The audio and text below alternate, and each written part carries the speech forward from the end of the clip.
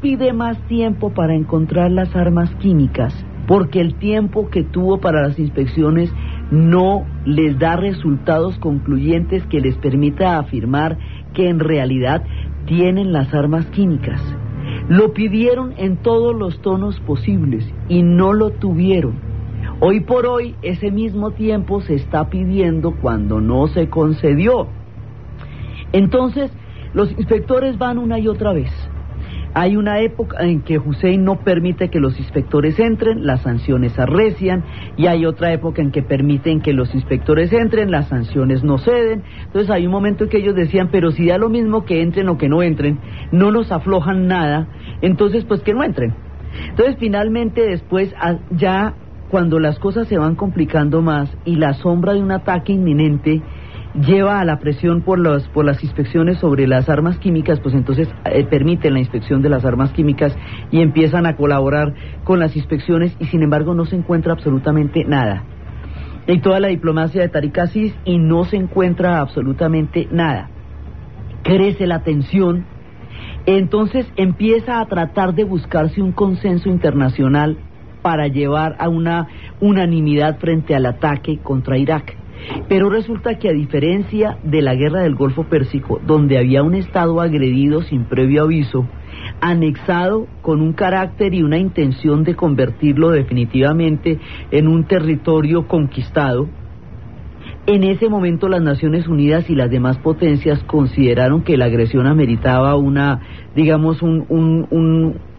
medida que trancara e impidiera que esa agresión se fuera a cristalizar y a convertir en algo permanente. Aquí no hay ninguna agresión, no hay una agresión. La peligrosidad sobre la región no es clara, no lo era en esa época y no lo es ahora. Entonces se fue inflando. La acusación que en este momento pesa sobre Tony Blair y la acusación que en este momento pesa sobre la coalición, es que también sobre los debates que empiezan a darse en Estados Unidos, es que se exageró deliberadamente la peligrosidad y la existencia de las armas químicas para justificar el ataque. Este argumento que en este momento se está debatiendo en los parlamentos de los dos países que encabezaron la coalición aún está en pleno furor y todavía no se ha resuelto este debate. Estamos en que se está debatiendo que no existía tal peligrosidad y que esa peligrosidad se exageró para justificar un ataque. Esa táctica se utilizó muchísimo durante la Guerra Fría, cuando se exageró el poderío y la capacidad de agresión de la Unión Soviética recién terminado el conflicto, cuando la Unión Soviética estaba sobreviviendo también ella misma a una devastación gigantesca. Cuando se producen guerras preventivas, la base de la justificación del ataque es el grado de peligrosidad del otro. El otro tiene que aparecer terriblemente peligroso para que el ataque sea inevitable. Y esa fue la lógica de la Guerra Fría, y esa lógica que se había abandonado después de la caída del muro de Berlín se retoma después del 11 de septiembre y se vuelve a plantear las guerras preventivas, que era lo que la ONU había tratado de evitar. La ONU es un esfuerzo por mantener la multilateralidad y por impedir que una de las potencias o uno de los integrantes o uno de los países del mundo se desborde hacia horizontes que no puedan tener un punto de retorno. Ese es el esfuerzo de la ONU, con todas sus falencias y con todos sus problemas. Eso es lo que significa la ONU como institución en el mundo de la era después de la Segunda Guerra Mundial. Entonces, ¿qué pasa? Aquí se busca el consenso de la ONU, pero el consenso de la ONU no solamente no se logra, sino que Francia amenaza con el veto, porque Francia definitivamente no está de acuerdo con la agresión. Alemania también se opone a la agresión. Rusia tiene una posición también contraria a la agresión. Entonces las potencias empiezan a tomar posiciones divergentes a los Estados Unidos, cuando las posiciones entre los Estados Unidos y Europa habían estado siempre en concordancia. Después de la Segunda Guerra Mundial, Estados Unidos y Europa conforman un bloque histórico que se sella a través de la alianza del Plan Marshall y que va a llevar a la reactivación europea y que va a llevar a un clima de concordancia y de coordinación histórica. Estados Unidos y Europa habían conformado la OTAN, y la OTAN, la Organización de Países de Tratado del Atlántico Norte, se había conformado como un bloque militar que pudiera en un momento dado responder de una manera colectiva a un ataque de la Unión Soviética en tiempos de la Guerra Fría, y el equivalente de la OTAN era el Pacto de Varsovia. Al desaparecer el Pacto de Varsovia y al desaparecer la Guerra Fría, la OTAN queda en un limbo militar, porque aquello que la originaba ha desaparecido. Entonces ahora, dentro de este clima, en la ONU actuaban Estados Unidos y Europa como un solo bloque. En la OTAN actuaban Estados Unidos y Europa como un solo bloque, y esto había sido así desde la Segunda Guerra Mundial y sobre todo desde los finales.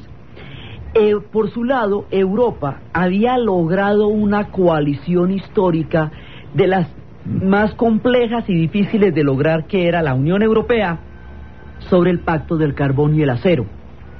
Cuando Alemania y Francia decidieron, bajo la inspiración de la idea de Schuman, hacer un pacto por el carbón y el acero, es decir, por Alsacia y Lorena, para evitar que hubiera guerras por esos territorios nunca más, porque una de las guerras preventivas era la que Alemania hacía por los territorios de Alsacia y Lorena, Danzig y Sarre, que habían sido arrebatados después del Tratado de Versalles. Entonces ahora, con la unión del pacto del carbón y el acero, dice: no vamos a pelear por esto nunca más, y eso va a ser el germen que va a llamar a la Unión Europea.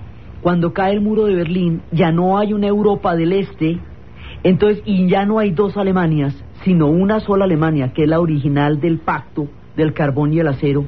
Entonces es posible Maastricht, y entonces es posible la Unión Europea, y la Unión Europea empieza a funcionar como una entidad autónoma como tal, con su propia moneda, que ahora funciona, que es el euro, y había tenido un nivel de consenso interior grandísimo, y era el esfuerzo más importante que se había logrado a nivel de las naciones europeas, que fueron las que vivieron las guerras mundiales. Entonces, esa Unión Europea, con todas sus características, era una unión económica, no política, era una unión económica, porque ellos saben que las divergencias entre los europeos son profundas, entonces simplemente era una unión política, no militar. Militarmente hablando, la Unión Europea funcionaba en consonancia con la OTAN. Cuando se produce el ataque, digamos, cuando empieza a hablarse del ataque a Irak, la Unión Europea por primera vez va a experimentar una fisura profunda, porque España apoya a la coalición y porque Inglaterra protagoniza la coalición. El papel protagónico de Gran Bretaña sobre la coalición y el papel digamos, de total apoyo de España, de Aznar, del gobierno de Aznar, a la coalición y al ataque a Irak, fisura la Unión Europea, porque por primera vez hay divergencias profundas al seno de ellos desde que se crearon. Ahora, estas decisiones no cuentan con un respaldo popular claro, porque las manifestaciones en contra de la participación de España, como en contra de la participación de Inglaterra, fueron masivas a lo largo de todo el tiempo previo a la decisión y durante la decisión. Entonces, el repudio civil a la posibilidad del ataque cohesionó una cantidad de protestas que fueron desde Londres, pasando por Nueva York, Los Ángeles, Seúl, París, Berlín, Buenos Aires. Digamos, se dio una protesta global. Así como el mundo se globaliza a nivel de la economía, se van a globalizar las tendencias de un movimiento antiguerra como nunca antes. En la época de Vietnam, el movimiento antiguerra generó todo su espectro político dentro de los Estados Unidos. Contaba con una gran simpatía el movimiento antiguerra por fuera, pero es en Estados Unidos donde se constituye una fuerza política. Ahora, durante la época del ataque a Irak, el movimiento antiguerra se globalizó. Entonces hay un momento en que las sociedades civiles se manifiestan claramente en contra de un ataque, y esas manifestaciones no son tenidas en cuenta a la hora de las decisiones militares. La misma Unión Europea se fisura porque hay unos que están francamente en contra del ataque, como es el caso de Francia y como es el caso de Alemania, y hay otros que están francamente a favor del ataque, como es el caso de España. Entonces la Unión Europea se enfrenta a su primera gran crisis, y de eso todavía no ha salido. Entonces, por todas estas cosas, no hay unanimidad. La ONU no está convencida de la necesidad del ataque. La ONU no está convencida de avalar una guerra preventiva cuando no hay una provocación directa, como sí sucedió con la invasión a Kuwait, no se encuentran las armas químicas, y el régimen de Hussein es de una brutalidad ininterrumpida y continua que ha tenido desde el comienzo de los tiempos a lo largo de los 34 años, y ahora se vuelve una causa mundial cuando no lo fue durante la guerra contra Irán, en el momento en que el régimen era igualmente brutal y resultaba siendo aliado. Ahora, digamos, ¿qué había cambiado dentro de la brutalidad y la persecución del régimen de cuando era aliado en la guerra contra Irán a cuando se convierte en intolerable después del 11 de septiembre? El argumento no es claro, y como no hay ninguna claridad sobre eso, la ONU no tiene elementos dentro de su misma constitución para encontrar cómo apoyar ese ataque, y eso va a fisurar también, porque va a poner en entredicho el papel de la ONU a la hora de la resolución multilateral de conflictos.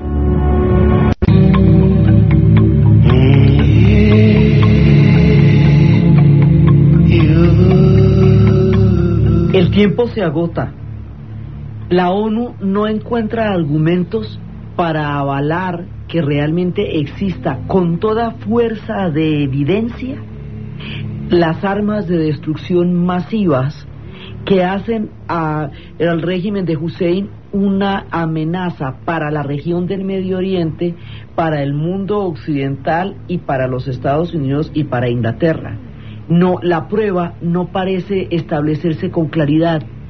Los vínculos de terrorismo entre el Al-Qaeda y Hussein como Estado tampoco parecen encontrarse con la claridad meridiana con la que se necesitarían para que fuera perfectamente establecido que era de allí que partían, que eran ellos quienes las alimentaban. Esos vínculos inclusive tienen bastante más cercanía con la Arabia Saudita, o la han tenido en el pasado, de lo que en realidad la tienen en ese momento con Irak. Mientras no existe la claridad de la amenaza como enemigo histórico por las armas de destrucción masiva por parte del régimen de Saddam Hussein, Corea del Norte declara que tiene las armas de destrucción masiva, que posee cuantas armas hagan falta para asustar y que está dispuesta a usarlas en el caso de que se vea amenazada, y que tomará cualquier sanción económica que se piensa imponer sobre ella como una declaración oficial de guerra, y responderá en consecuencia, y llega a amenazar con lanzar armas atómicas sobre Japón o sobre Corea del Sur. Y sin embargo, la peligrosidad manifiesta, evidente y probada de Corea del Norte no se toma como una amenaza contra el Medio Oriente ni contra las potencias, mientras que la todavía dudosa existencia o todavía no comprobada existencia de las armas químicas de destrucción masiva en Irak se toma como un hecho contundente por sí mismo. La ONU pide más tiempo, el tiempo se agota. Las protestas mundiales arrecian, las polarizaciones al interior de la Unión Europea se hacen cada vez más beligerantes y más divididas, más contrarias las unas a las otras, y en un clima de profundo desacuerdo, debate, incertidumbre, súplica, movilizaciones, cuestionamiento, pidiendo que haya más tiempo todavía, sin una claridad lo suficientemente contundente como para que una guerra preventiva del tamaño y de la escalada de la que habría de sucediera, en pleno contexto polémico, en el momento en que todavía las cosas están muy en veremos, cuando Fobos y Terror, que son los hijos de Marte, el dios de la destrucción ciega, ya están habitando la Tierra y desarrollando todo su poderío, en ese momento se produce la orden y la declaración del ataque a Irak. Se confirmó lo que se estaba esperando desde horas de la tarde, el ataque militar por parte de Estados Unidos.